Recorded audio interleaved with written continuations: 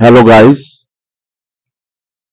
Nominative অ্যাবসলিউটের যে আমার part 3 class, আমি আগে দুটো ক্লাসে আমি আলোচনা করেছিলাম যে কিভাবে দুটো বাক্যকে সিম্পল সেন্টেন্সে জয়েন করতে হবে বাই ইউজিং নমিনেটিভ অ্যাবসলিউট।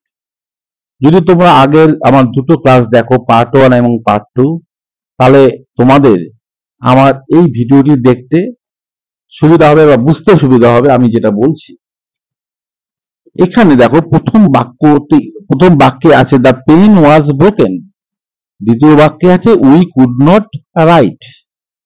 যদি প্রথম বাক্যটি প্যাসিভ ভয়েসে থাকে, বি ভার্ব, এরা ভার্বের পিপি মানে পাস্ট পার্টিসিপল।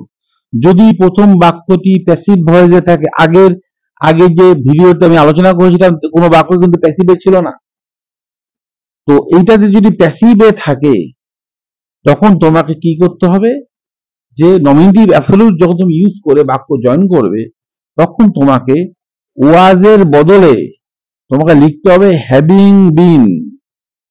এটা মাথায় রাখতে হবে। তাহলে কি হবে, দ্য পেন ওয়াজের বদলে আমি লিখলাম হ্যাভিং বিন, তারপরে লিখলাম ব্রোকেন, তারপরে কমা দিয়ে উই কুড নট রাইট।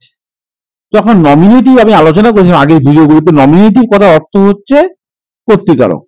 এই যে নমিনেটিভ কর্তৃকারক, আর অ্যাবসলিউট করা মানে সেপারেট করা, আলাদা করা বা মুক্ত করা। আমি করব কি এখানে, যে হ্যাভিং বিন মাঝখানে ঢুকিয়ে ওয়াজটাকে আমি আউট করে দিলাম, ওয়াজের বদলে আমার হ্যাভিং বিন বসলো, বসে আমি করলাম কি কর্তৃকারককে যে বাক্যের অন্যান্য শব্দগুলো থেকে আমি বিচ্ছিন্ন করে দিলাম বাই ইউজিং হ্যাভিং বিন।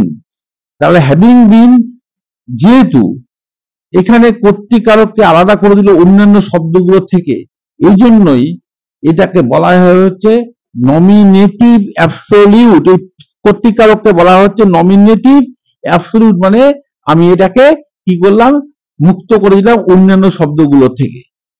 ওকে, আশা করি আমার এই ভিডিওটি তোমাদের ভালো লেগেছে।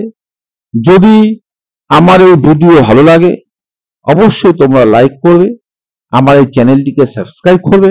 আমার এই নমিনেটিভ অ্যাবসলিউটের পার্ট 1, পার্ট 2 এবং পার্ট 3 এই তিনটি ক্লাসে আমি টোটাল নমিনেটিভ অ্যাবসলিউট আমি তোমাদের বোঝালাম। তো আমার পরবর্তী ক্লাস হবে পার্টিসিপল এবং জিরান নিয়ে, আমি পরবর্তী ক্লাসে আলোচনা করব। ওকে, থ্যাংক ইউ।